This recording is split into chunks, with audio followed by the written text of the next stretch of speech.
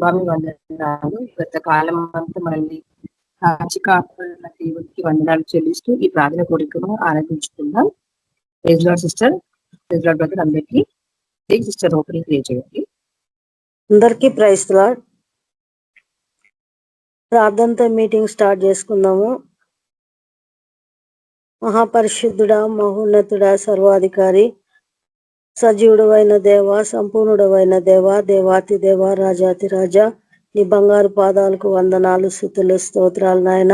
దయగల తండ్రి, దినమంతా కూడా ప్రభా మమ్మల్ని కాచిన విధానం కొరకై నీకు వందనాలు నాయన. నీ సజీవమైన రెక్కల కింద మమ్మల్ని భద్రపరిచినావు, నీకే స్తుతులు, స్తోత్రాలు నాయన. లోకమైన ప్రభా ఎన్నో ఆపతులు విపత్తులు జరుగుతున్నా కూడా ప్రభా నీ కృపలో మమ్మల్ని భద్రపరుచుకున్నందుకు నీకు వందనాలు నాయన. కృతజ్ఞత స్తుతులు, స్తోత్రాలు నాయన.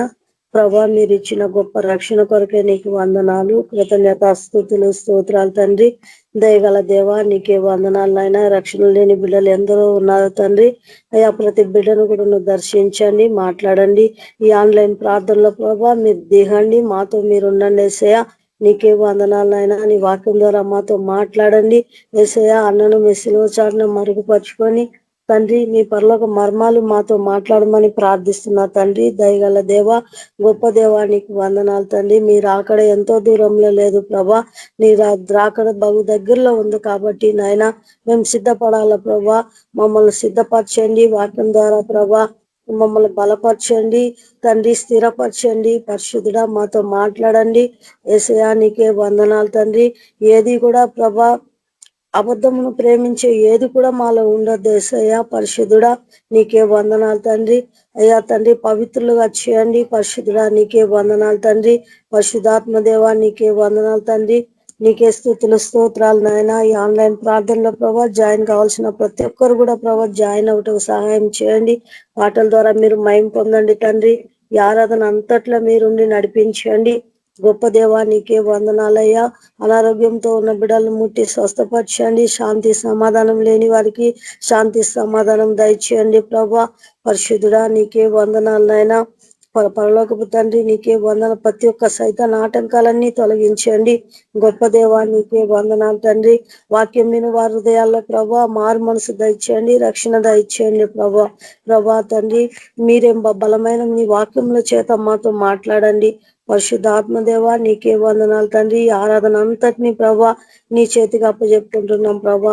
మీరే సహాయం చేయండి. శాంతి సమాధానం లేని వారికి శాంతి సమాధానాలు మీరు దయచేయమని ప్రార్థిస్తున్నారు తండ్రి. అయ్యా తండ్రి లోకం మీద తండ్రి గలిబిలి చేస్తున్న సైతాన్ దురాత్మలన్నీ బంధించండి యేసయ్యా. నీకే వందనాలు తండ్రి. మహాకృప మహాదయగల దేవా నీకే వందనాలు తండ్రి. ప్రతి ఒక్కరు కూడా నీ రాకడకు సిద్ధపడాల తండ్రి. నీ రక్షణలోకి రావాలా ప్రభా. అయ్యా వంగని ప్రతి మోకాలు కూడా వంగాల తండ్రి. అయ్యా తండ్రి మీరే ప్రతి ఒక్కరిని కూడా దర్శించి మాట్లాడమని, నీ రక్షణలోకి నడిపించమని, విను వారందరికీ రక్షణ దయచేయమని, ఈ ఆరాధన అంతటిని మీ చేతికి అప్పగించుకుంటూ మీరే ఘనత మహిమ పొందుమని యేసయ్య పరిశుద్ధ నామమున ప్రార్థించి వేడుకుంటున్నాం తండ్రి. ఆమేన్. Thank you sister. Praise the Lord. Praise Lord sister. Thank you. Devi sister పాట పాడండి. Praise Lord. Praise Lord sister అందరికీ ప్రైజ్ లార్డ్. ఒక పాట పాడుకొని దేవుని నామాన్ని మహిమపరచుకుందాం. ఎన్నో ఎన్నో మేలులు చేసావయ్యా, నిన్నే నిన్నే స్తుతింతును యేసయ్యా. ఎన్నో ఎన్నో మేలులు చేసావయ్యా, నిన్నే నిన్నే స్తుతింతును యేసయ్యా. హల్లెలూయా హల్లెలూయా హల్లెలూయా హల్లెలూయా హల్లెలూయా హల్లెలూయా హల్లెలూయా హల్లెలూయా. ఎన్నో ఎన్నో మేలులు చేసావయ్యా, నిన్నే నిన్నే ఎన్నో ఎన్నో మేలులు చేసావయ్యా, నిన్నే నిన్నే స్తుతింతును యేసయ్యా. బాధలలో మంచి బంధువు అయినావు, శ్రేష్ఠ వ్యాధులలో పరమ వైద్యుడు అయినావు, బాధలలో మంచి బంధువు అయినావు, వ్యాధులలో పరమ వైద్యుడవైనావు, చీకటి బ్రతుకులో వెలుగు నీవై, పాపములన్నీ కడిగిన దేవా, చీకటి బ్రతుకులో దీపము నీవై, పాపములన్నీ కడిగిన దేవా, నా హృదయలో ఉదయించిన నీతి సూర్యుడా, నీ బ్రతుకు దినములెల్ల నిన్ను వేడెదా, నా హృదయలో ఉదయించిన నీతి సూర్యుడా, నీ బ్రతుకు దినములెల్ల నిన్ను వేడెదా, ఎన్నో ఎన్నో మేలులు చేశావయ్యా, నిన్నే స్తుతింతును యేసయ్యా, ఎన్నో ఎన్నో మేలులు చేశావయ్యా, నిన్నే స్తుతింతును యేసయ్యా, శోధనలో సొంత రక్షకుడైనావు, శ్రేష్ఠ ప్రేమ చూపి స్నేహితుడైనావు, శోధనలో సొంత రక్షకుడైనావు, శ్రేష్ఠ ప్రేమ చూపించి స్నేహితుడైనావు, హృదయ వేదన తొలగించినావు, కృపాక్షేమముతో నడిపించినావు, హృదయ వేదన తొలగించినావు, కృపాక్షేమముతో నడిపించినావు, నా కోసం భువికొచ్చిన దైవ మానవా, నా బ్రతుకు దినములెల్ల నిన్ను వేడెదా,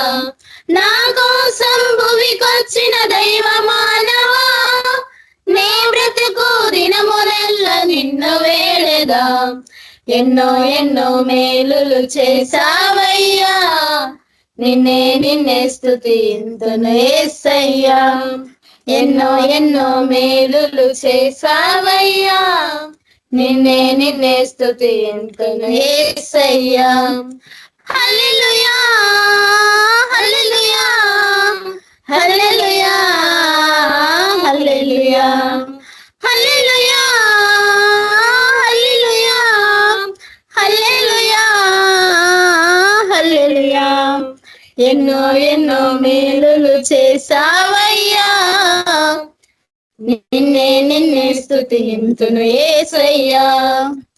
thank you sister. Praise Lord sister. అందరికి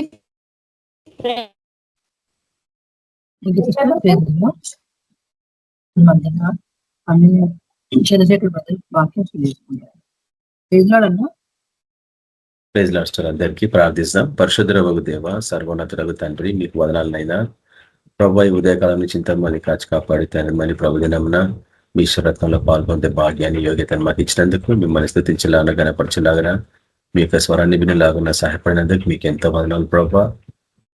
ఈ దినాన్ని తండ్రి మీరు ఎంతో ఆశ్రయించినారు. ముఖ్యంగా మా జీవితాల్లో ప్రభా మరొక దినాన్ని ఇచ్చినందుకు మీకు కృతజ్ఞతలు అర్పించుకుంటున్నాం. ముఖ్యంగా ఈ సాయంత్రం సమయంలోనైనా మీ వాక్యాన్ని ధ్యానించడం మేము తింటుండగా ప్రభా, నైనా మీ సన్నిధికి వచ్చిన వారిని మీరు ఎప్పుడు తోసిపుచ్చారు. నైనా మమ్మల్ని ప్రేమించి గొప్పగా తండ్రి మమ్మల్ని ఎంతో తన్మలి ఆదరించి పడుతున్నందుకు మీకు ఎంతో వందనాలు. ముఖ్యంగా ప్రభావ మమ్మల్ని అందరినీ స్వస్థపరిచినందుకు మీకు కృతజ్ఞతలు. మీ అందుకు తండ్రి ఆనందించేలాగా మాకు ఇచ్చిన అవకాశాన్ని బట్టి మీకు కృతజ్ఞతలు అర్పించుకుంటున్నాం. ప్రకటన గ్రంథంలోని వాక్యాలను మేము కొన్ని సంవత్సరాల నుంచి ధ్యానిస్తున్నాం. నైనా మీరే మాకు సహాయకులుడి నడిపిస్తూ అనేకమైన విషయాన్ని బయలుపరిచినందుకు మీకు ఎంతో వందనాలు. వీటిని నిండుగా మనసుతో మేము స్వీకరించి సేవించేలాగా ప్రేమించేలాగా వీటిని అనేకులకు ప్రకటించేలాగా అనుభవపూర్వకంగా ఒక మంచి సాక్ష్యాన్ని మాకందరికి అనుగ్రహించమని ప్రభావ. దీన్ని ధ్యానించేవాడు ధన్యుడన్నారు ప్రభావ. అవును ప్రభావ, ధ్యానించి ప్రకటించడం తండ్రి మీ అందగలిగిన ధన్యత ప్రభావ. అటువంటి గొప్ప ధన్యతని మీరు మాకు అందరికి అనుగ్రహించినందుకు మీకు ఎంతో వదనాలు. వీటిని ప్రభావ మేము సంపూర్ణంగా స్వీకరించాలని సహాయపడండి. అదేవిధంగా ప్రభావ వింటున్న వారి ఆత్మీయ నేత్రమని విప్పండి, హృదయాన్ని విప్పండి, ఆ యొక్క అవగాహన శక్తిని అనుగ్రహించండి తండ్రి. అవును ప్రభావ, మీ యొక్క మర్మములను అర్థం చేసుకుంటే ఆ యొక్క శక్తి మాకు అవసరం. అది కేవలం మీ యొక్క పరిశుద్ధాత్మ ద్వారా తప్ప వేరే మార్గమే లేదనైనా. మానవ తలంపులు, మానవ ప్రయత్నాలు ఎన్ని చేసినా అవన్నీ విఫలమవుతుంటాయి ప్రభావ. కాబట్టి నైనా మీ సహాయం మాకు అనుగ్రహించండి. మీ యొక్క ఆత్మ ద్వారా వాటిని మాకు అనుగ్రహించండి. వాటిని బహు జాగ్రత్తగా మా జీవితంలో భద్రపరచుకోవాలా ప్రభావ. ఎందుకంటే ఈ శరాన్ని విడిచిపెట్టక ముందు వీటన్నిటిని మేము తెలుసుకోవాలా ప్రభావ.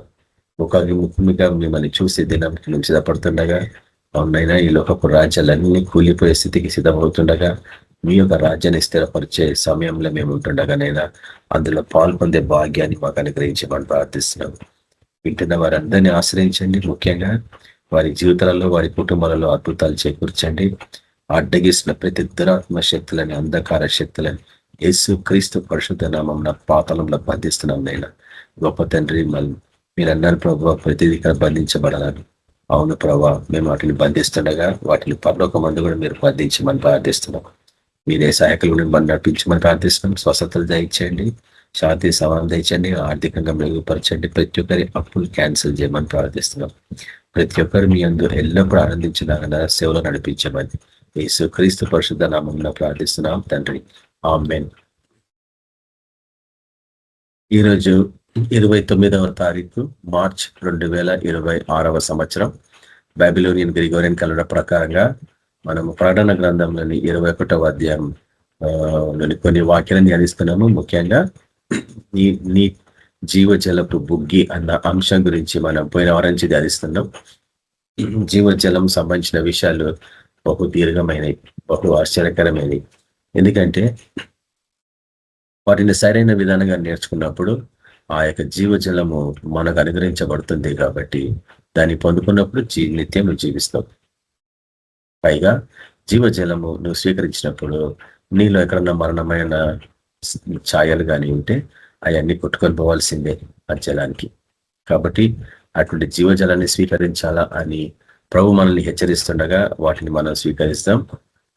ప్రకటన గ్రంథంలోని 21వ అధ్యాయము, ప్రకటన గ్రంథంలోని 21వ అధ్యాయము 6వ వచనంలో కొన్ని విషయాలు మనము పోయిన వారం చూస్తున్నాము. అదేదనగా మరి ఆయన నాతో ఇట్లా నేను సమాప్తమైనవి అంటే అనేకమైన విషయాల గురించి మాట్లాడుతున్నాడు. సమాప్తమైనది అంటే ఒకటి, ఆ యొక్క శిలువ మీద ఆయన సమాప్తమైందని చివరిగా కేక వేసి తన ప్రాణాన్ని తండ్రికి అప్పగించినట్టు మనం చూస్తాం. అక్కడ సమాప్తమైనది అన్నప్పుడు ఏదన్న విషయాన్ని మనం పరివారం చూసినాము. పాపపు నియమాలు, పాపపు జీవితాలు, రక్షణ అనుభవము, పాపం మీద విజయము, సైతాన్ మీద అధికారము, మరణం మీద అధికారం ప్రభు పొందుకున్నాడు. వాటన్నిటి మీద విజయాన్ని పొంది వాటి పనిని సమాప్తి చేసిండు. తర్వాత ఆయనకు సంబంధించిన ప్రవచనాలని, ఆయన మరణానికి సంబంధించిన ప్రవచనాలను అన్నింటినీ సంపూర్తి చేసుకున్నాడు. ఆయన నెరవేర్చిండు. ధర్మశాస్త్రాన్ని నెరవేర్చడానికైనా వచ్చాను కానీ కొట్టివేయడానికి రాలేదంటాడు. దాని తర్వాత నేనే అల్ఫయో ఒమేగయో అన్న అంశం గురించి మనం ధ్యానించినాము. అనగా ఆదియు అంతంలో ఉన్నవాడు. కాబట్టి సమస్తానికి ఆయననే మూలము, సమస్తం ఆయన మూలంగా కలిగాను, ఆయన కొరికే కలిగాను. కాబట్టి ఆయన కొరికే సిద్ధపడుతున్నాం. ఈ సృష్టి కేవలము ఆయన కొరికే సిద్ధపడుతుంది. కానీ దాన్ని విమోచించితేనే కానీ ఆయన లోకంలోకి రావడన్న విషయం కూడా మనకు తెలుసు. రోమ రాసిన పత్రిక 8వ అధ్యాయంలో మనం చూస్తాం. అయితే ఇక్కడ మన ప్రభు ఒక విషయాన్ని జ్ఞాపకం చేస్తుండే, ఏంటంటే దప్పిగొన్న వానికి జీవ జలముల బుగ్గిలోని జలమును నేను ఉచితంగా అనుగ్రహించును. అంటే మనం దీని కొరకు ఏం కష్టపడడం అవసరం లేదన్న పాయింట్ చెప్తుంది ఇక్కడ. కానీ ఒక విషయం ఏంటంటే దీన్ని పొందుకోవాలా అంటే మటుకు నీ జీవితము ప్రభు కొరకు సంపూర్ణంగా సమర్పించబడి నాజీర్చబడ్డ జీవితం అయితే అవసరం. ఎందుకంటే ఎవడును కొత్త ద్రాక్షారసంలో పాత తిత్తులలో పొయ్యరు అని చెప్పాడు మన ప్రభు. ఎందుకు? అరిగిగా పోస్తే అవి పిగిలిపోతాయి అంటాడు. కాబట్టి తిత్తు అంటే అది ఒకలాంటి కుండ లాంటిది కదా, మట్టితో చేయబడింది. కాబట్టి మన జీవితాలు కూడా మట్టితో చేయబడ్డాయన్న విషయం మనం చూస్తాం. అదే రీతిగా యోహాను సువార్త 3వ అధ్యాయంలో కూడా చూస్తాం. ఆయన కానాను అనే ప్రాంతంలో పెళ్లి విందుకు ఆహ్వానించబడిన పరిస్థితుల్లో ఏం జరిగిందని, అక్కడ రాతి బాణలు మనకు కనిపిస్తూ ఉంటాయి. కానీ సాధారణంగా మట్టి బాణాలు ఉంటాయి. అక్కడ రాతి బాణాలు ఎందుకు ఉన్నాయి అన్న విషయాన్ని మనం కొంతకాలం కిందట ధ్యానించినాం. నీ జీవితము మట్టితో చేయబడ్డ జీవితము, కానీ ప్రభులకు వచ్చినాక నువ్వు రాతి బాణగా తయారు కావాలా. దాని తర్వాత అంచెల వరకు నీళ్ళు నింపుకోవాలని నీ జీవితంలో అన్న విషయాన్ని మనం ధ్యానించినాం. ఇది ABPM లో నేను అనుకుంటా మొట్టమొదటిసారి చెప్పుకుంటా వాక్యం అని. 3వ నాడు అన్న అంశం ఇంతకాలం మనం ధ్యానించినాం. 3వ నాడు అన్న అంశం రికార్డింగ్స్ చూస్తే మీరు అందులో ఉంటుంది. నీళ్ళని ద్రాక్షరసంగా మార్చిన మన గొప్ప దేవుడు, ఆయన చేసిన గొప్ప అద్భుత కార్యము, మొట్టమొదటి కార్యం అది బైబిల్ అంతట్లో ఆయన. కాబట్టి అక్కడ నీటిని ద్రాక్షరసంగా మార్చినాడు అన్న విషయం. కాబట్టి నువ్వు మట్టి కుండ లాంటి వాడివి, రాతి బాణలాగా తయారు కావాలా. నీ అంచుల వరకు అంటే నువ్వు సంపూర్ణంగా జలంతో నింపబడాలా. అంచుల వరకు అంటే సంపూర్ణంగా అట్లా నానబడాలా అన్న పాయింట్ అక్కడ జ్ఞాపకం చేయబడుతుంది. నీలో నీ కడుపులో నుంచి జీవజల నదులు ఊట ప్రవహించాలా అన్నప్పుడు అది ఎట్లా సాధ్యము? సంపూర్ణంగా నింపుకుంటేనే. కాబట్టి ప్రతిరోజు జీవజలాన్ని మనం నింపుకోవాలా. ఈరోజు నేను వాటికి సంబంధించిన విషయాలు బహు తేటగా చూపించడానికి ప్రయత్నిస్తాను. అదే రీతిగా నీలో ఉన్న ఆ యొక్క జలము ద్రాక్షరసంగా మారాలా. అంటే నీళ్లు ద్రాక్షరసంగా మారడము అంటే వాక్యంలోని సత్యము బయటికి రావాలా. ద్రాక్షరసము అంటే పరిశుద్ధాత్మకు సాదృశ్యం, నీళ్లు వాక్యానికి సాదృశ్యం. నీలో ఉన్న వాక్యము పరిశుద్ధాత్మకు ఆధారం. అంటే పరిశుద్ధాత్ముడు అందులోనివి బయటికి తీసుకొచ్చి మనకు చూపిస్తాడు. ఎందుకంటే ప్రభు అన్నాడు, పరిశుద్ధాత్మ వచ్చినప్పుడు నాలోనివే తీసుకొని మీకు అన్నిటినీ బయలుపరచును అన్నాడు. అనేకమైన విషయాలు మీకు చెప్పాల్సిందే కానీ మీరు ఇప్పుడు సహించలేరు. కానీ ఆదరణకర్త వచ్చినప్పుడు అనేకమైన విషయాలను మీకు బయలుపరుస్తాడు. నాలోనివి అన్నాడు. అవి నేను బైబిల్లో రాయలేదు కాబట్టి రాయని నీకు బయలుపరచబడాలంటే పరిశుధాత్మ సాయం నీకు అవసరం. పరిశుధాత్మను తృణీకరిస్తే ఎట్టి పరిస్థితుల్లో ఇవి నీకు రిలీజ్ కావు. ఈ వాక్యం రిలీజ్ కాకపోతే నీకు విడుదల ఉండదు అన్నట్టు. వాక్కు బయలుదేరగానే వెలుగు కలిగాను, వెలుగు బయలుదేరగానే జీవం కలిగాను అన్న వాక్యం మనం చూసినామా లేదా నీకు పర్యాలు. కాబట్టి నీ జీవితంలో వాక్కు పని చేయాలా అంటే నీలోనికి వెలుగు రావాలా. వెలుగు నీకు జీవాన్ని అనుగ్రహించాలా. ఎక్కడెక్కడ నీకు ఇంకా మరణం అనిపిస్తుందో, ఎక్కడెక్కడ చీకటి ఉందో, ఎక్కడెక్కడ నిస్సాయత ఉందో, ఎక్కడెక్కడ నిరీక్షణ లేదో, నా పరిస్థితి ఏమవబోతుంది అన్న భయం నేను వెంటాడుతున్నప్పుడు ఈ వాక్కు నీకు జీవాన్ని ఇస్తా ఉంది, వెలుగు రూపకంగా దాన్ని స్వీకరించినప్పుడు. కాబట్టి వాక్యము లేక నీళ్లు ద్రాక్షరసంగా మారడం అంటే బైబిల్ వాక్యంలోని సత్యాన్ని స్వీకరించాలా. అయితే మన జ్ఞానం సరిపోదు, మన చదువులు సరిపోవు. ఈ లోకపు జ్ఞానము గరితనం దేవుని దృష్టికి. కాబట్టి మనకి ప్రభువే సహాయకుడు, ఆయన తప్ప ఎవ్వరు వీటిని మనకు చూపించలేరు. కాబట్టి నీ ప్రార్థన జీవితంలోనే వీటన్నిటిని నువ్వు తెలుసుకోవాలా. కొన్నిసార్లు గంటలు ప్రార్థనలో కూర్చోాలి వీటిని అర్థమయ్యేంత వరకు. కానీ ఇక్కడ ఒక విషయాన్ని ప్రభు జ్ఞాపకం చేస్తుండే, నేను స్లోగా మీకు వీటన్నిటిని చూపించడానికి ప్రయత్నిస్తాను. జీవజలముల బుగ్గలోని జలమును అంటే ఉచితంగా ఇస్తామంటున్నాడు. తర్వాత ఏమంటున్నాడు? అవి మీలో నుండి అనేకులకి పోవాలంటున్నాడు. అది పోయేవా మనం చూసినాం. మీలో నుండి అనేకులకు పోవాలా. ఎందుకు? అది ఊట నీ కడుపులో నుంచి రావాలని. వాళ్ళు నువ్వు నింపుకుంటేనే వస్తుంది వాక్యం. కాబట్టి కడుపు అంటే నీ జీవానికి సాదృశ్యము. నీ జీవన విధానము అనేకులని జీవింపజేయాలా. నువ్వు ఈ లోకానికి వెలుగు కాబట్టి నీ లోకంలో అనేకులను వెలిగించాలా. మన ప్రభు అదే విషయాన్ని జ్ఞాపకం చేస్తుండే. నీలో జీవజలంలో బుగ్గలోని జలము నింపుకోకపోతే నీలో నుంచి అనేకులకు అది పోదన్నట్టు. కాబట్టి ఏ రీతిగా పోవాలా అన్న విషయం మనం అర్థం చేసుకుంటాం. తర్వాత ఆశ్చర్యం ఏంటంటే చాలా మందికి అర్థం కాని విషయము, దాన్ని మనము అనేక ప్రాంతాలలో ఈ వాక్యాన్ని సరిగా అర్థం చేసుకోక మనం ఏం చేస్తున్నాం అంటే ఒక మిస్టేక్ చేస్తున్నాం. చూడండి ఏంటా మిస్టేక్. లూకాసు వార్తలో మీకు ఒక విషయాన్ని ప్రభు జ్ఞాపకం చేస్తుంది. ఇక్కడ చూడండి 9వ వచనం చూడండి. లూకాసు వార్త 11వ అధ్యాయం 9వ వచనంలో, అటువల్లే మీరును అడుగుడి అంటే ఎట్లా అడగాల, ఎట్లా ప్రార్థించాలా. ఒక స్నేహితుని ఇంటికి పోయి ఏ రీతిగా అడుగుతున్నాడు అన్న విషయాన్ని అక్కడ మనం చూస్తాడు పైన ఉపమానము. అయితే అటువల్లే మీరును అడుగుడి మీకు ఇయ్యబడును, వెదకుడి మీకు దొరుకును, తట్టుడి మీకు తీయబడును. కాబట్టి అడుగు ప్రతి వానికి ఇయ్యబడును, వెదుకు వానికి దొరుకును, తట్టు వానికి తీయబడును అని మీతో చెప్పుచున్నాను. అయితే ఇక్కడ దీన్ని ఎట్లా వాడుకుంటామంటే మనకి ఏ అవసరతలు ఉన్నాయో ఈ లోకంలో వాటి గురించి ఈ రీతిగా వాడుకుంటామంట. కాబట్టి సేవకులు కూడా దీన్ని ప్రకటిస్తారు. ఎలా ప్రకటిస్తారంటే, మీకేం కావాలనో అడగండి, దేవుడు మీకు ఇస్తాడు. ఏం కావాలనో వాటిని వెతకండి, దొరుకుతుంది మీకు, అది తట్టండి, అది మీకు తీయబడుతుందని. అయితే 10వ వచనం నుంచి ఏమని మాట్లాడుతుందంటే, అడుగు ప్రతివానికి ఇయ్యబడును, వెదుకువానికి దొరుకును, తట్టువానికి తీయబడును అని మీతో చెప్పుచున్నాను. మీలో తండ్రి అయిన వాడు తన కుమారుడు చేపను అడిగితే చేపకు ప్రతిగా పామునిచ్చిన, గుర్రును అడిగితే తేలునిచ్చిన. అయితే మన ప్రభువు ఎటువంటి వాడు? అడగకపోతే ఇయ్యబడదు, వెతకకపోతే దొరకదు, తట్టకపోతే తీయబడదు. అది ప్రకృతి పరంగానే కానీ ఆత్మీయ పరంగానే కానీ. ఉదాహరణకి ఈ లోకంలో నువ్వు దేన్ని అడగాలనుకుంటున్నావు? ఈ లోకంలో దేని కొరకు నువ్వు ప్రయాసపడుతున్నావు? నువ్వు దాన్ని అడిగినావా అంటే కొన్నిసార్లు ఎట్లుంటుందంటే స్నేహితులను అడుగుతా ఉంటాం. ఇక్కడ పైన చెప్పిన ఉపమానం అదే కదా. నీకేం అవసరమో ఒక స్నేహితుని దగ్గర పోయి అడిగితే వాడు ఎన్నో నెపములు చెప్పినా గాని చివరికి నువ్వు సిగ్గుమాలి మాటి మాటికి వాడిని పోయి అడిగినప్పుడు వాడు తప్పక మీకు ఇస్తాడని చెప్తుండ మాట. దాని తర్వాత మీరు వెతకకుండా ఇంటి దగ్గర కూర్చుంటే ఏం దొరకవు. సేవా పరిచయలో పోతేనే ఉదాహరణకి నీలో స్వస్థత వరం ఉందా లేదా నీకు ఎట్లా తెలుసు చెప్పండి?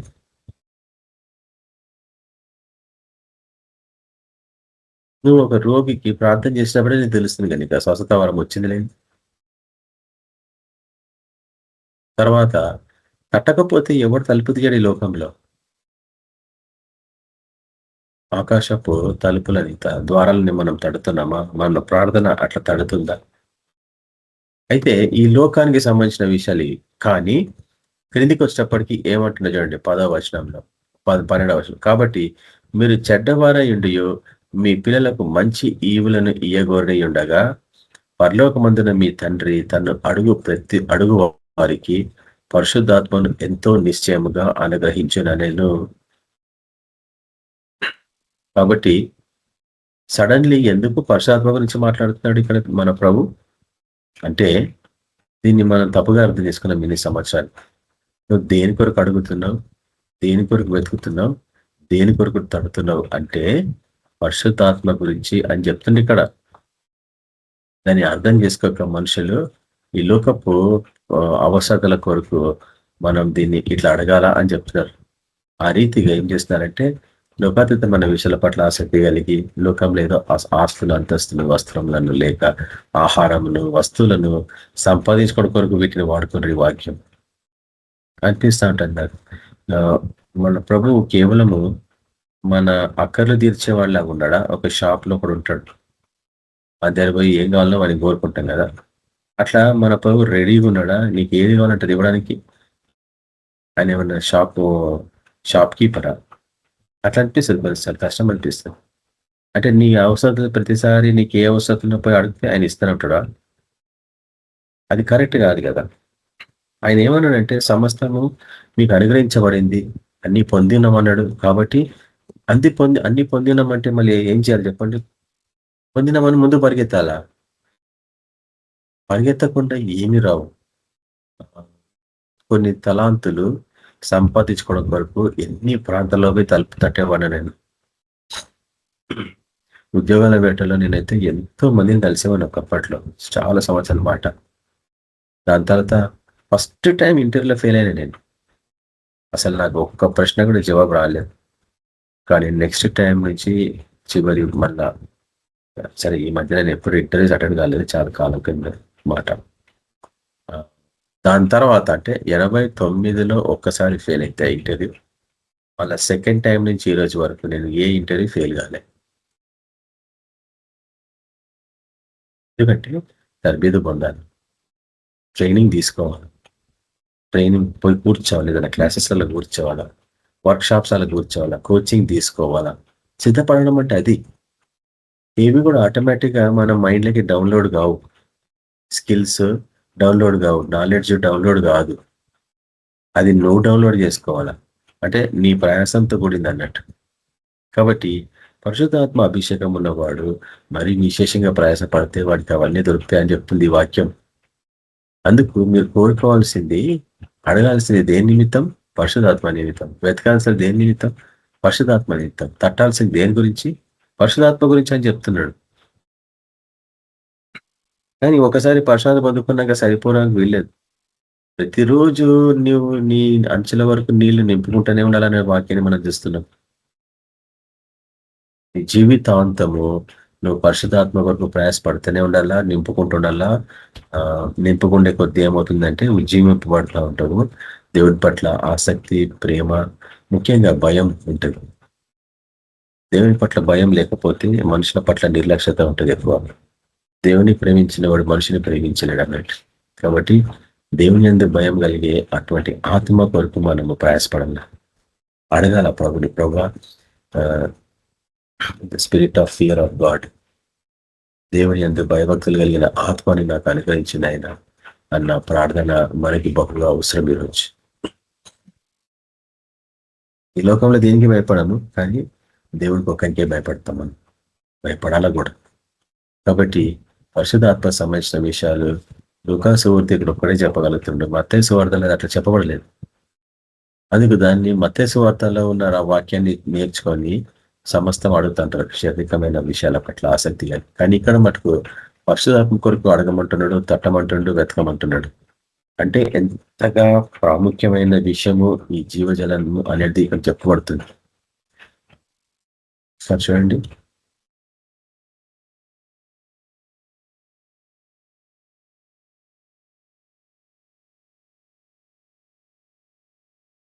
యోహాను సువార్త అని మనం చూస్తాం. చూడండి 7వ అధ్యాయం, యోహాను సువార్త 7వ అధ్యాయము. యోహాను సువార్త 7వ అధ్యాయము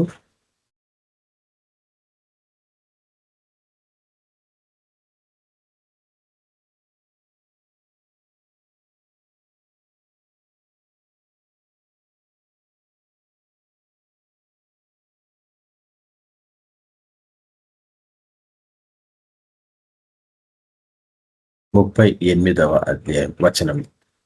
యోహాను సువార్త 7వ అధ్యాయము 38వ వచనం.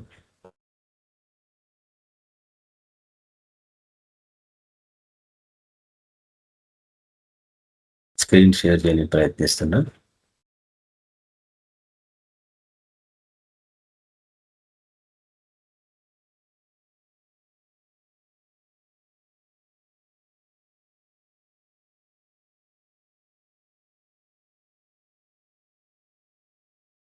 చూడండి, యోహాను సువార్త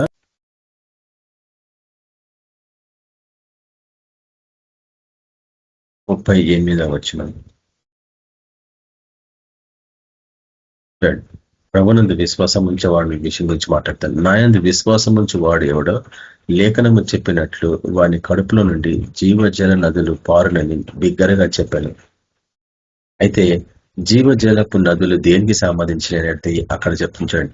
ఇది నీ కడుపులో నుంచి, నా కడుపులో నుంచి బయలుదేరాల. నదులు లాగా అవి నదులు అని ఉంటుంది. ఇక్కడ జీవజల నదులు పారునని బిగ్గరగా చెప్పాను. అంటే ఎందుకు బిగ్గరగా చెప్పాలంటే ఇది బహు కఠినమైనది, బహు ఖచ్చితమైనది, ఖచ్చితంగా స్వీకరించాల్సింది. నీళ్ళ నుంచి జీవజల నదులు పారకపోతే అనేకుల జీవితాలలో జీవం రాదు, మరణమే ఉంటది. అయితే ఈ జీవజల నదులు ఏంది అంటే 39వ వచనం చూడండి. ఎవరన్నా తన యందు విశ్వాసం ఉంచి వారు పొందబో ఆత్మను గూర్చి ఆయన ఈ మాట చెప్పాను. కాబట్టి జీవజలపు నదులు దేనికి సంబంధించినవి అంటే పరిశుద్ధాత్మకు సంబంధించినవి. ఆయన ఈ లోకంలో ఉన్నప్పుడు ఆత్మ అనుగ్రహించబడలేదు, కానీ ఆయన ఈ లోకం నుంచి వెళ్ళిపోయినాకనే మనుషులకి ఆత్మ అవసరం అని ఇక్కడ చెప్పబడుతుంది. చూడండి, తన యందు విశ్వాసం ఉంచి వారు పొందబోవు ఆత్మను గురించి ఆయన ఈ మాట చెప్పాను. యేసు ఇంకను మహిమపరచబడలేదు గనుక ఆత్మ ఇంకను అనుగ్రహింపబడలేదు. ఎవరికి? మనకి.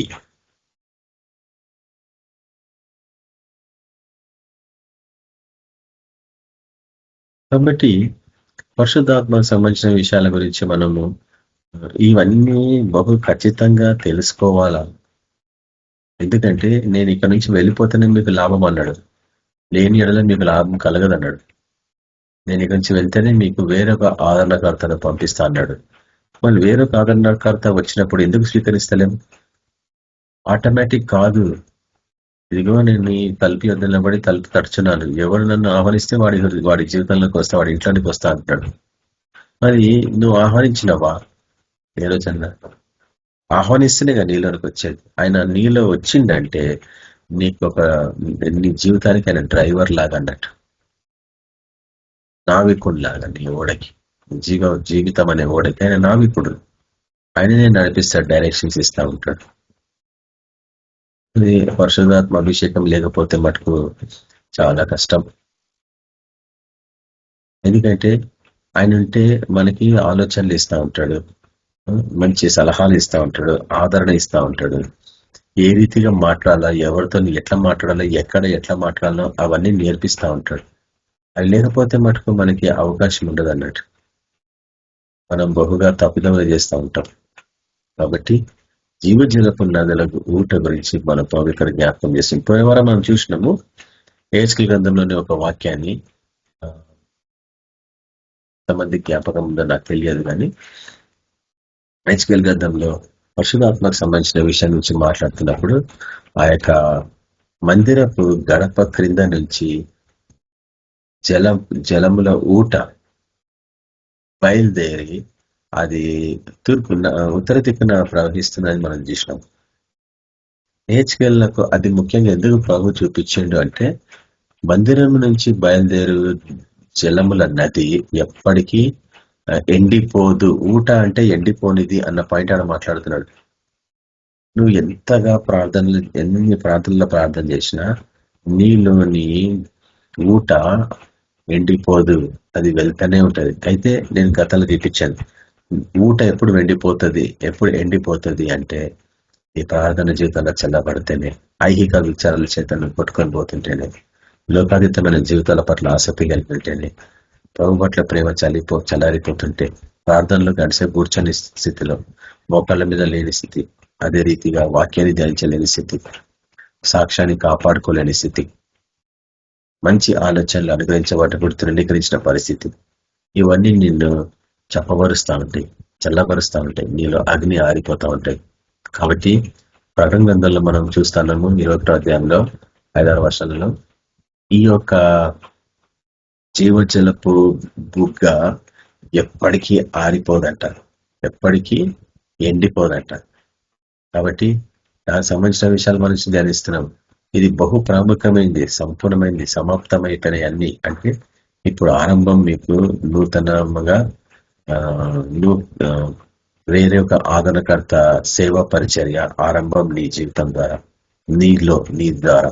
కాబట్టి మనము ఈ దినం ప్రభుని స్వీకరించాల. ప్రభువా, నూతనంగా నా హృదయంగా రా ప్రభువా, పరిశుధాత్మ అభిషేకం నాకు అనుగ్రహించి నేను నా హృదయాన్ని తెరుచుకుంటున్నాను ప్రభువా, నా హృదయం అనే ద్వారా నేను తెరుచుకుంటున్నాను, అందులోకి మీరు రండి నైనా అన్న ప్రార్థన నీకు అవసరం. లేదంటే కష్టం. ఆయన ఎదురు చూస్తూనే ఉంటాడు, ఇంకా ఎప్పుడు వీడు నన్ను ఆహ్వానిస్తాడా అనేసి. మనం కూడా ఎవరైనా ఇంటికి పోతే లోపలికి ఆహ్వానించకపోతే మనం లోపలికి పోం, బయటనే ఉంటాం. పరిశుధాత్ముడు కూడా అంతే, ఆయన బయట ఎదురు చూస్తా ఉన్నాడు, ఎప్పుడు నువ్వు అతన్ని ఆహ్వానిస్తావని. అయితే నేను నేర్చుకున్న విషయం ఏంటంటే, ఆయన నీలోనికి రావాలంటే మటుకు నీకు ఎక్కలేని ఆశ లేక దాహం ఉండాల. నీకు ఎక్కలేని దాహము ఉంటేనే కానీ అది సాధ్యము కాదు. అదే మనం చూస్తున్నాం యెహెజ్కేలు గ్రంథంలోని వాక్యంలో. ఏం చూసామంటే, ఆ నీళ్లు అక్కడి నుంచి బయలుదేరి ఆ యొక్క మృత నదిలోనికి చేరుతుంది. మృత నదిలో జీవం రావాలంటే జీవజలము అక్కడికి వెళ్ళాలంటే ఇది బహు ప్రాముఖ్యమైనది. స్వీకరించకపోతే నీళ్ళు రాదు. కాబట్టి ఆయన ఇచ్చే జీవజలము నది నేను జీవింపజేస్తుంది. ఎందుకు? అది బుగ్గ కాబట్టి, నీటి బుగ్గ కాబట్టి, ఊట కాబట్టి. ఊట ఎంతకాలం నీళ్లు ఇస్తావంటే అంతకాలం నీకు జీవం ఉంటుంది అన్నట్టు. అందుకు ఎంతకాలం నువ్వు పరిశుధాత్మ అభిషేకం పొందుకోవాలంటే అంతకాలం నువ్వు దీర్ఘంగా జీవిస్తావు అన్నట్టు. అంటే అర్థం ఏంటంటే, నీకు బహు లోతైన సహవాసము తండ్రితో కలిగి కావాలి. అటువంటి సహవాసంలోకి పోవాలంటే 24 hours లో ఎంత అవర్స్ దేవునికి పెడతావు, ఎంత అవర్స్ స్వార్థానికి వాడుకుంటావు. ఈరోజు క్రైస్తవ జీవితంలోని బలనత ఇదే కదా. స్వార్థం కొరికే ఎక్కువ టైం వాడుకుంటారు. ప్రభు కొరకు ఎవడు ఎక్కువ టైం పెట్టాడు. ఎందుకు పెట్టారంటే ఎంతసేపు ప్రార్థన చేస్తాం మానవ భాషలో? 10 నిమిషాల కంటే నువ్వు ఎక్కువసేపు ప్రార్థన చేయలేవు మానవ భాషలో. అదే నీకు కృపవరాలలో కలిగిన ఆ యొక్క దేవదూతల భాష, దేవుడితో సంభాషించే భాష, అనేకమైన విధములైన భాష, ఆ వరములు నీకుంటే దేవుడితో నువ్వు ఎంతసేపైనా మాట్లాడచ్చు. ఎందుకంటే ఆయనకు అర్థమైంది ఆ భాష. మానవ భాషకి ఎక్కువ ప్రాధాన్యత ఇవ్వడు, ఎందుకంటే అది దేవుడు మనుషులని తారుమారు చేసిండు భాషల ద్వారా. కాబట్టి ఈ లోకాతీతమైన భాషల్లో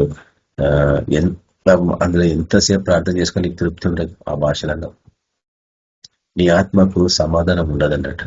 కాబట్టి క్రైస్తవ జీవితము పైన చూపించుకునే జీవితం, కానీ లోపల పోతేనే తెలుస్తుంది అసలైంది లోపల ఉంటది.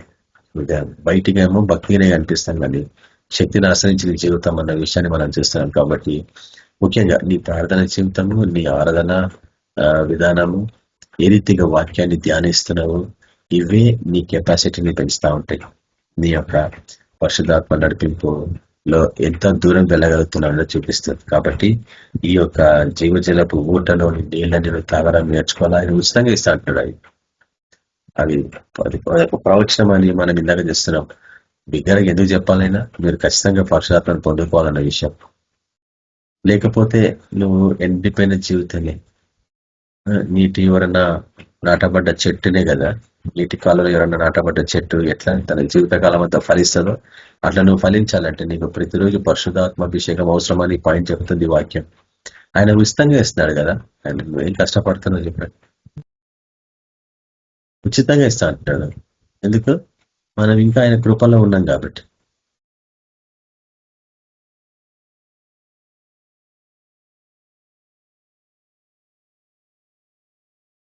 ఒకసారి చూడండి, యోహాను సువార్త 4వ అధ్యాయము 14వ వచనం. యోహాను సువార్త 4వ అధ్యాయము 14వ వచనం. నేనిచ్చి నీళ్లు త్రాగవాడు ఎప్పుడునూ దప్పికొనడు, నేను వానికి ఇచ్చే నీళ్లు నిత్య జీవంకై వానిలో ఊరేడి నీటి బుగ్గగా ఉండడని ఆమెతో చెప్పినతోనే సమరస్థితిని చెప్తున్నాను. ఆయన ఏం చేస్తుంది మీకు తెలుసు? మధ్యాహ్నం పూట ఒక కుండ తీసుకొని వస్తుంది, నీళ్ళు నింపుకొని పోదామని తన దాహం తీర్చుకోవడానికి. సరే, ఒకప్పుడు నేను చూపించిన విషయాలు ఎందుకు సమరసి సంబంధించిన ఒకసారి పబ్లిక్ మీటింగ్స్ లో అని అనుకుంటా, విజయవాడ ప్రాంతంలో వీటికి సంబంధించిన విషయాలు బహు దీర్ఘంగా నేను చూపించిన. అక్కడ మధ్యాహ్నం పూట ఎందుకు రావాలా, ఉదయం పూట ఎందుకు పోవద్దు, సాయంత్రం పూట ఎందుకు పోవద్దు, దాని తర్వాత ఆయన ఎందుకు ఎన్నుకున్నాడు దేవుడు సమరయ పట్టణస్థులకు సువార్త పాటించాడు, ఒక వ్యభిచారి స్త్రీని ఎందుకు ఎన్నుకున్నాడు అని చూపించాడు. దాని తర్వాత ఆయన జీవిత పరిస్థితి బహుగా దాహంతో ఉన్నది. ఎటువంటి దాహం? కొంచెంసేపటి నేను అవి చూపిస్తాను నీకు. మనకున్న దాహం ఎటువంటిది అనేది, అది ఆత్మీయమైన దాహం కాదని నేను రుజువుపరుస్తాను. ఎందుకంటే ఆమె తన కుండను మోసుకుంటూ వచ్చింది నీళ్ళు నింపుకుందామని, కానీ ఆయన ఎప్పుడైతే ఆమెలోనివి తీసి చూపించిండో ఆమె చంకన ఉన్న కుండ జారి కింద పడి పగిలిపోయింది. కాబట్టి ఈ లోకంలో ఏదో సాధిస్తాం, ఏదో సంపాదించుకుందాం అని ప్రయాసపడుతున్నామే కానీ అదంతా వృధా. నువ్వు ఎంత కష్టపడి ఎన్ని లక్షలు సంపాదించుకున్నా, ఎన్ని వేలు సంపాదించుకున్నా, ఇంటికి వచ్చి తిన్నా నీకు ఇంకా తృప్తి ఉండదు. కానీ ఆమె గుండెలో తన జీవజలాన్ని నింపుకున్నది. ఆ జీవజలము ఎంత ప్రాముఖ్యమైనది చెప్తుంది. ఎంతగా నేను అలసిపోతున్నాను ప్రతిరోజు నీళ్ల కొరకు, ఒకేసారి నాకు ఆ యొక్క దాహము తీర్చలాగిన నాకు ఆ నీళ్ళు అనుగ్రహించి నేను అడుగుతుందని నేను తప్పకుండా ఇస్తాను, నీకే కానీ నీ కుటుంబాన్ని కూడా. కాబట్టి మనమంతా కుటుంబంతో పాటు కలిసి పరిశుద్ధాత్మ కనిపెట్టుకోవాలా. అప్పుడే మనం అందరం సీల్ చేయబడతామని ఎఫెస్ల రాష్ట్ర పత్రికలు చెప్పబడతారు. విమోచన దినం వరకు మీరు పరిశుద్ధాత్మ చేత ముద్రించబడుతుంది అని. కాబట్టి ఆయన రాకడ వరకు మనము ముద్రించబడాల, సీల్ చేయబడాల. సైతానుడు నిన్ను, నీ కుటుంబాన్ని, నీ జీవనోపాధిని, నీ శరీరాన్ని, నీ ఆరోగ్యాన్ని వాడు ముట్టకుండా, నీ ఆస్తులని వాడు ముట్టకుండా ఉండాలంటే మీరు సీల్ చేయబడాల పరిశుద్ధాత్మలో. కాబట్టి ముద్రించబడ్డ వారు శ్రమల కాలంలో కాపాడబడతారని నేను ఎన్నో వాక్యాలు చూపించాను మీకు. బూరల తీర్పుకు సంబంధించిన వాక్యాలలో ముఖ్యంగా 6వ బూరలో అందరు మరణిస్తారు, హతసాక్షులు అవుతారు. కానీ సీల్ చేయబడ్డ వాళ్ళని మృత్యువు ముట్టలేదు. మళ్ళీ నువ్వు నిజంగా సీల్ చేయబడ్డావా? నువ్వు ఆయనకు ఆమోదించినావా? ఆయనకు పర్మిషన్ ఇచ్చినావా? ప్రభు నన్ను సీల్ చేయ ప్రభు పరిశుధాత్మ ద్వారా అని. సీల్ చేయకపోతే సైతానికి ద్వారం తెరిచినట్లే. నువ్వు ఒక్కసారి వాడికి ద్వారం తెలిస్తే వాడు మరీ 7 చెడ్డ ఆత్మలను పట్టుకొస్తాడు. ఫినిష్ నీ పరిస్థితి. కాబట్టి చాలా దుర్లభం ఉంటుంది. కాబట్టి ముందు జాగ్రత్తగా ఇవన్నీ నీకు అనుగ్రహించబడ్డాయి. కాబట్టి నువ్వు స్వీకరించకపోతే ఇవి వేరే వాళ్ళకి వెళ్ళిపోతాయి. ఇవి ఎవరు వింటారో వాళ్ళకే కదా, విని స్వీకరించే వాళ్ళకే ఇవన్నీ మేలు. నువ్వు దాని తృణీకరిస్తే నీ నుంచి దూరంగా వెళ్ళిపోతుంది అన్నట్టు. కాబట్టి ఇక్కడ నీకు ఎటువంటి దాహం ఉంది అన్న విషయాన్ని ఈ వాక్యం జ్ఞాపకం చేయబడుతుంది. అది ఎక్కడ నీటి వాగుల కొరకు దుప్పి ఆశించినట్లు అది దినమంతా పరిగెత్తుతా ఉంటుంది నీళ్ళ కొరకు. అట్లా మనం దినమెల్లా ఆయన కొరకు కనిపెట్టుకొని ఉండాలా అని ఈ విషయం మనకు జ్ఞాపకం చేయబడుతుంది. ప్రకటన గ్రంథంలోని ఈ వాక్యం ఎంత ప్రాముఖ్యమైనది చివరికి మనకు తిరిగి జ్ఞాపకం చేస్తున్నాడు మన ప్రభు. కాబట్టి మరికొన్ని విషయాలు నేను చూపించేసి ఈ దినానికి ఈ వాక్యాన్ని ముగించేస్తాను. వచ్చే వారానికి మనం కొత్త టాపిక్ అని సిద్ధపడతా ఉన్నాము. కాబట్టి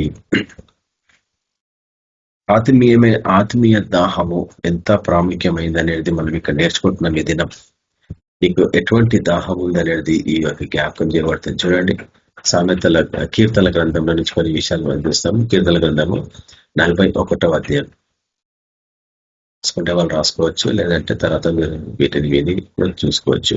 కీర్తన గ్రంథము 41వ అధ్యాయము చూడండి, మొదటి 2 వర్షాలు చూడండి.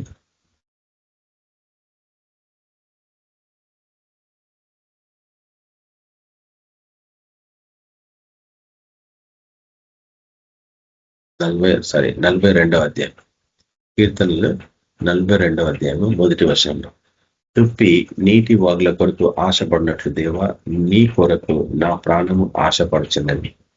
అధ్యయనము వాక్యాన్ని ధ్యానిస్తాము. ఎందుకు మన ప్రార్థనలు ఆయన సన్నిధికి చేరతలేవు? నా ప్రార్థన నిజంగా వింటుందా లేదా అనేది ఒక డౌట్ లాగా అనిపిస్తూ ఉంటుంది. నాకు కూడా అనిపిస్తూ ఉంటుంది. కానీ నాకు అర్థమైంది ఏంటంటే ప్రార్థనలో మనసు పరిపరిగలకపోతే ఆయనకు పోదన్నట్టు. అన్ని మనసు పరిపరిగలిపోలాగానే వాడు నిన్ను శోధిస్తూ ఉంటాడు అన్నట్టు. అందుకే రహస్య గదిలోకి వెళ్ళిపోమన్నాడు, లేకుంటే కొండ మీదకి వెళ్ళమన్నాడు, ఎత్తైన కొండ మీదకి పోయి ప్రార్థించుకోమన్నాడు, లేకుంటే అరణ్యంలోకి పోయి ప్రార్థించుకోమన్నాడు, లేక ఏదైనా ఒక తోటలోనికి పోయి ప్రార్థించుకోమన్నాడు. ఎక్కడ అవకాశం దొరికితే అక్కడ పోయి ప్రార్థించుకోమంటాడు. అందరి సమక్షంలో చేసుకోలేదు, ఎందుకంటే ఎవరైనా నేను చాలాసార్లు చూపించిన కూడా గతంలో కూడా ఆయన జనం అందరినీ విడిచిపెట్టి ఒంటరిగా ఏకాంతంగా పోయి ప్రార్థించిండని. తర్వాత యోహాను యాకోబును పేతురుని తీసుకొని పోయి ప్రార్థించినట్టు చూపిస్తాం ఇంకో స్థలంలో. సహవాస ప్రార్థన వ్యక్తిగతంగా, తర్వాత సహవాసంలో. మన అందుకే కదా ప్రేయర్ మీటింగ్స్ పెట్టుకుంటాం మనం ఇళ్లలో. ఎందుకు పెట్టుకుంటామంటే అందరం కలిసి ఏకీభవించి ప్రార్థిస్తాం కాబట్టి దేవుడు ఘన విజయం అనుగ్రహిస్తాడు కాబట్టి అటువంటి ప్రార్థనలో. కాబట్టి అటువంటి ప్రార్థన మనకి బహుళ అవసరం. చూడండి, యెషయా గ్రంథంలో అంటున్నాడు, ఎవరికి అవసరమో వాళ్ళు రావాలా, అది నీ దగ్గరికి రాదు. ఆయన సిద్ధంగా ఉన్నాడు ఇవ్వడానికి, కానీ నువ్వు సిద్ధంగా ఉన్నావా స్వీకరించడానికి అన్నాడు. చూడండి, యెషయా గ్రంథము 55వ అధ్యాయం, యెషయా గ్రంథము 55వ అధ్యాయము మొదటి వచనం చదవండి. తప్పిపోయిన వారులారా నీళ్ల యుద్ధకు రండి, రూకలు లేని వారులారా మీరు వచ్చి కొని భోజనము చెయ్యుడి. రండి, రూకలు లేకపోయినను ఏమీ ఇయకయే ద్రాక్షరసమును పాలను కొనుడి. ఎట్లా కొంటాం చెప్పండి డబ్బులు లేకపోతే? డబ్బులకు బదులు ఇంకేదైనా ఇవ్వాల్సి వస్తుందేమో, నీ సమయం, నీ విలువగల సమయాన్ని.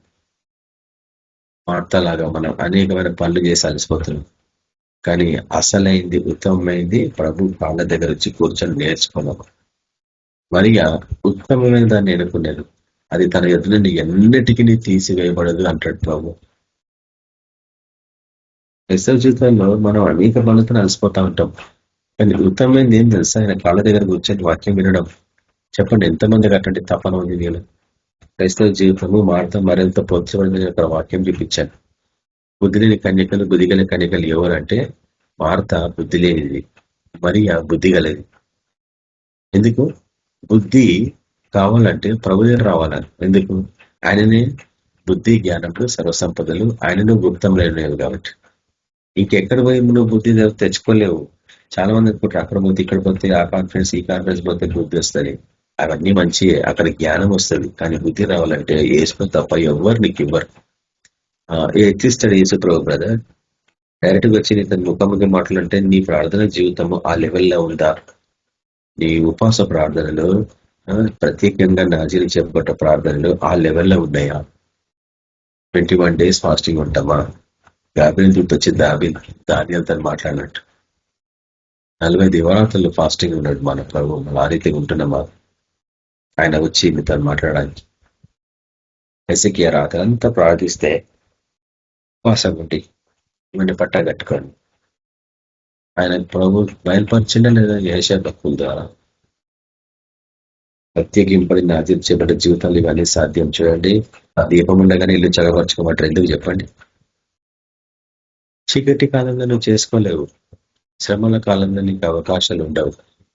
కాబట్టి ఈ ఉచితంగా ఇస్తా అంటే ఎందుకు మనం ప్రయాసపడతలేము? బాధ అనిపిస్తుంది కదా చాలాసార్లు.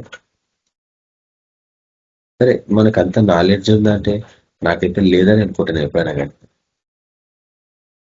మత్తయి సువార్త 5వ అధ్యాయంలో మన ప్రభు మాట్లాడేటప్పుడు కొన్నింటి ప్రసంగానికి సంబంధించింది కదా, ధన్యతలకు సంబంధించిన వాక్యం అది.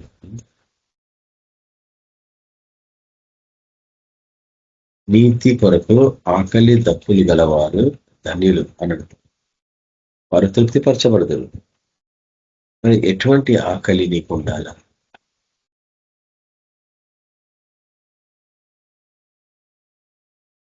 ఇంగ్లీష్ అట్లుండదు. ఇంగ్లీష్ అంటే blessed are those who hunger and thirst after righteousness అనేది.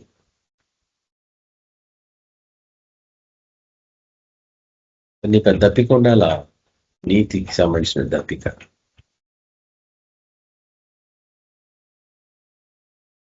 కాబట్టి నీకు పరిశుద్ధాత్మ అభిషేకం కావాలంటే నీకు ఒక యోగ్యత ఉండాలా. ఇంగ్లీష్ లో క్వాలిఫికేషన్ అంటాం.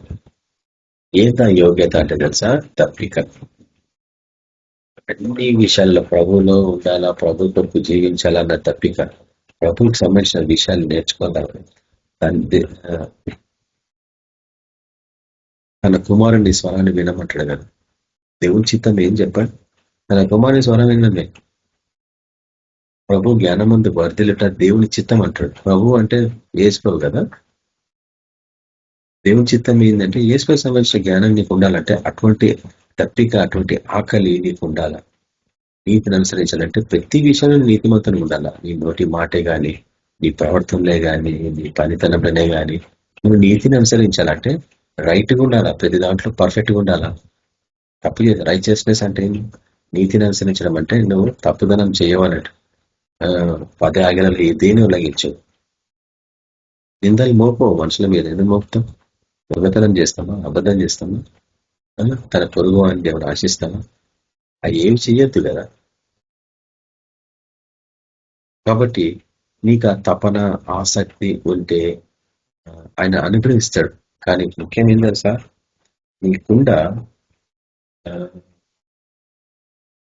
వెలితిగా ఉంది, నీళ్లు లేవు. వానలు నీళ్లు నింపుకోవాలను ప్రయాసపడాల, దప్పికొనాల. అప్పుడు ఆయన పోస్తాడు నీళ్ళని. నువ్వు స్వీకరించాలి వాటిని. దాని తర్వాత ఇంతకాలం నేను వృధా చేసుకునే టైం అని పశ్చాత్తాపం వస్తుంది.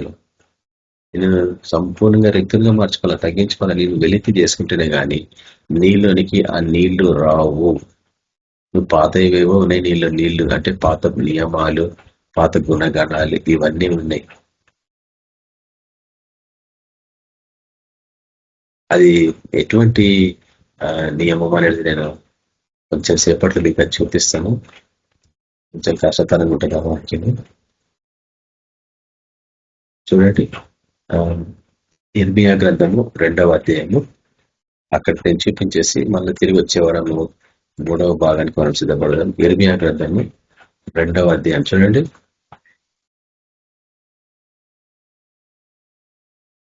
గ్రంథము 2వ అధ్యాయం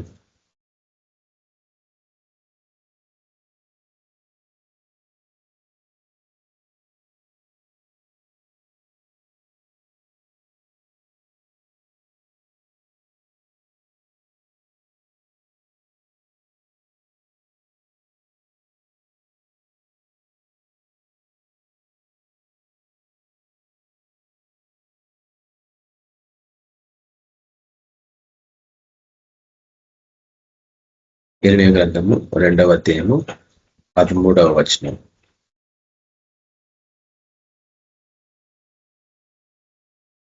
నా జనులు 2 నేరములు చేసి ఉన్నారు. ఏంటది? జీవజలంలో ఊటనైన నన్ను విడిచి ఉన్నారు. చూడండి, పరిశుద్ధాత్ముడే యేసు ప్రభువే తండ్రి పాత నిబంధన పుస్తకాలు చెప్తున్నాడు. కాబట్టి నువ్వు పరిశుద్ధాత్మను స్వీకరించకపోతే కొన్నిసార్లు అనుమానమే నాకు, నీకు యేసు ప్రభు ఉండడా లేదా ఈ వాక్యంతో పోలుస్తావు. కాబట్టి ఇస్రాయేల్ పల్లి ఏం చేశారంట? 2 నేరాలు. అతని ఇస్రాయేల్ నువ్వే కదా, దేవుని ఇస్రాయేల్ నువ్వే కదా. నా జనులు 2 నేరములు చేసినారు.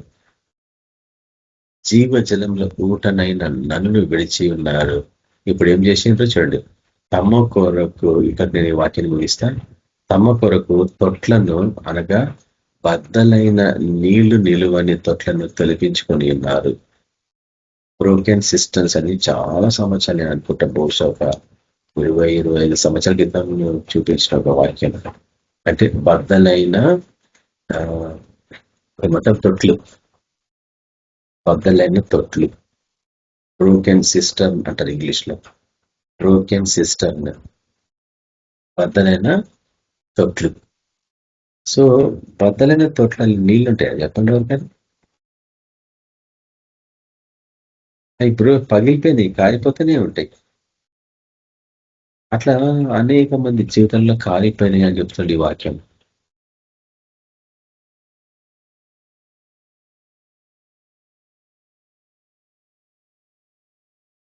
కాబట్టి ఎందుకు మనము జీవజలము నీటిని పట్టుకోలేని స్థితిలో ఉన్నాము? చేసిన నేరం ఇది, మన కొరకు మనము వేరే తొట్లను తొలగించుకున్నామంట. అది ఈ లోకంలో చాలా మంది చేస్తున్న మిస్టేక్ అది. అందులో నీళ్లుండవు, మనం అనుకోవటం ఉన్నాయని కానీ అవి ఉండవు. ఈ ఎండాకాలం తెలుస్తుంది, వేడికి ఇంటికి రాగానే చల్ల నీళ్ళు తాగనిపిస్తుంటారు. అప్పుడు తెలుస్తుంది అన్నట్టు. అసలేం తెలుసిన అగ్నిగుండంలో పడ్డప్పుడు తెలుస్తుంది మనుషులకి. అక్కడ నీళ్ళు ఉండవు. ఇప్పుడు నింపుకోకపోతే నువ్వు భవిష్యత్తులో ఆయన కొరకు జీవించలేవు. పరలోకం పోయినప్పుడు పరిస్థితి మరి భయంకరంగా ఉంటుంది కదా, లెక్క చెప్పాల్సి వస్తుంది. కాబట్టి ఈరోజు మనుషులు ఎటువంటి తొట్లు కల్పించుకున్నారంటే, బహుగా ధనం, ఆస్తులు, తర్వాత ఆనందించాలా, సంతోషించాలా, మిమ్మల్ని సుఖించాలా, తర్వాత సాధించాలా, ఏదో సాధించాలా ఈ లోకంలో. మనుషులు ప్రాధాన్యం, రిలేషన్షిప్స్, సత్సంబంధాలు కలిగి ఉండాలా, వాటిని సంపాదించుకోవాలి, ఎక్కువ నెట్వర్కింగ్ చేయాలి, ఎక్కువ మనుషులు సంపాదించుకోవాలి. వీటన్నిటికీ ఇవన్నీ కారిపోయే తొట్లు. ఎందుకంటే అవి పగిలిపోయిన తొట్లు. నీ ఆస్తి నీతో పాటు రాదు, నీతో పాటు సంతోషం ఉండదు. నువ్వు బర్త్డే పండుగ చేసుకున్నాక ఎంతమందిని ఆహ్వానిస్తావు, వాళ్ళందరికీ మంచి భోజనం పెడతావు, వాళ్ళు ఏదో బహుమాటలు ఇస్తారు, అంతా అయిపోతుంది. తినేసి ఎవడింటి వాడు వెళ్ళిపోతాడు. మళ్ళా ఒంటరి దానగా అన్ని బాసాన్లు మళ్ళా తీసుకొని కడుక్కుంటా కూర్చోాల. రాత్రి లేట్గా నిద్రపోతారు. ఏం సంతోషం ఉండదు అందులో, కొంతసేపే ఆనందం ఉంటుంది. బర్త్డేస్ పిల్లల కొరకు చేస్తుంది కానీ పిల్లల కొరకు చేసుకుంటున్నాడు. ఏం సాధించినవు? నువ్వు ఒప్పుకున్నా ఒప్పుకోకపోయినా, కష్టపడకుండా అది నీ జీవితంలో అనుగ్రహించబడుతుంది. కాబట్టి ఈ దినం మనం ముగించుకోక ముందు వాక్యాన్ని, దాహం కొరకు ప్రయాసపడండి. నీకు ఎటువంటి దాహం ఉండాలంటే నువ్వు చనిపోతున్నావు అన్నట్టు. నీళ్ళు లేకపోతే చనిపోతారు మనుషులు. కాబట్టి పరిశుద్ధాత్మ లేకపోతే నేను చచ్చినవాడని. ఎందుకంటే ఆయన జీవజలం. ఆయన నీలోనికి జీవం రావాలంటే ఆ జలం అవసరం. అది ప్రతిరోజు నువ్వు ఉదయం లేస్తే సంపాదించుకునే ప్రయత్నించాలి. అందుకే ప్రార్థన ద్వారా, వాక్య ధ్యానం ద్వారా, దాని తర్వాత ఆరాధన ద్వారా వాటిని నువ్వు సంపాదించుకునే ప్రయత్నించాలి. ఇక్కడికి నేను వాక్యాన్ని ముగిస్తున్నా. నీ ప్రార్థన జీవితము, నీ వాక్య ధ్యానపు జీవితము, నీ యొక్క ఆరాధన జీవితం ఏ రీతిగా ఉన్నాయో నాకు తెలియదు, కానీ పరిశుద్ధాత్మకు చోటు ఇచ్చే రీతి ఉన్నాయా లేవో పరిశీలించుకోవాలి. అక్కడికి నేను ఇక వాక్యాన్ని చూపిస్తున్నా. నీలో జీవజలపు నదులు ప్రవహించాలా అంటే ఫస్ట్ నింపుకోవాలి. నీళ్ళ నుంచి తోడి అనేకులకు ద్రాక్షరసం పోయాలి. వెలిగిండు మన ప్రభు రానే ఉన్నాడు. నీ జీవితంలో ఉన్న నీళ్లు ద్రాక్షరసంగా మారి, అంటే నువ్వు చెప్పే వాక్యాన్ని, సత్యానికి అనేక మంది ఆకర్షింపబడాలా, స్వీకరించి ప్రభుని మహిమపరచాలా, వారి జీవితాలను నూతనంగా ప్రభు కోరు సమర్పించుకోవాలా.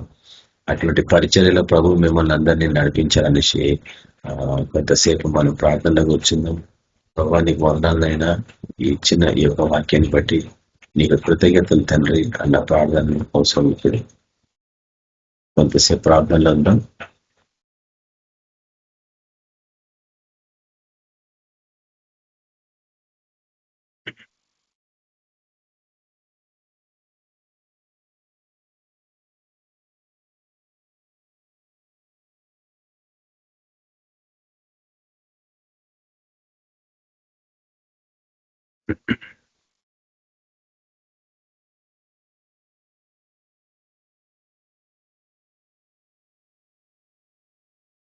పరిశుద్ధ బాబు దేవ, మీకు వదనాలనైనా, సర్వోన్నతులకు తండ్రి మీ కృతజ్ఞతలు అర్పించుకుంటున్నాంనైనా. ప్రభా, డబ్బుగా వానికి తండ్రి మీరు ఉచితంగా మీ యొక్క జీవజలాన్ని అనుగ్రహిస్తాను. నేను మాకు సమృద్ధిగా అనుగ్రహించమని ప్రార్థిస్తున్నాను ప్రభా. అవును ప్రభా, మమ్మల్ని మేము వెలితి చేసుకుంటున్నాము, మీ యొక్క జీవజలాన్ని నింపుకుంటున్నాము. మా దాహం తీరని ఈ లోకపు పరిస్థితులు ప్రభా, ఈ లోకంలో పడుతున్న ప్రయాసాలు ప్రభా, అవి ఎట్టి పరిస్థితులు మాకు దాహాన్ని తీర్చవలైనా, మాకు తృప్తి ఇవ్వవు ప్రభా. కేవలము మీ యొక్క పరిశుధాత్మ నడిపింపు, మీ యొక్క వాక్యంలోనే మాకు ఆ యొక్క ఆదరణ తండ్రి ఉంది నాయన. మాకు తృప్తి ఉంటుంది ప్రభా, నిరీక్షణ ఉంటుంది, నిర్ధారణ ఉంటుంది ప్రభా. సహాయపడమంటే ప్రార్థిస్తున్నాం నాయన. ప్రతి ఒక్కరు వింటున్న వారి జీవితాలలో ప్రభా పరిశుద్ధాత్మ అభిషేకం అనుగ్రహించమని ప్రార్థిస్తున్నాం. పరిశుద్ధాత్మ దేవ, ప్రతి ఒక్కరిని అభిషేకించని నూతనంగా దినం వారి హృదయంలో నివసించమని ప్రార్థిస్తున్నాం. వారికి మార్గం చూపించమని ప్రార్థిస్తున్నాం, వారిని నడిపించమని ప్రార్థిస్తున్నాం. మాకు మేలు కలగాలంటే మీరు మా హృదయానికి రావాలా. మా హృదయమైన తలుపులను మేము తెరిచి ఆహ్వానిస్తున్నాం మిమ్మల్ని దినం. మాలోకి వచ్చి నివసించమని ప్రార్థిస్తున్నాం ఈ దినం. గొప్ప దేవ, మీకే వదనాలు అర్పించుకుంటూ యేసుక్రీస్తు పరిశుద్ధనామమున ప్రార్థించున్నాం తండ్రి, ఆమేన్.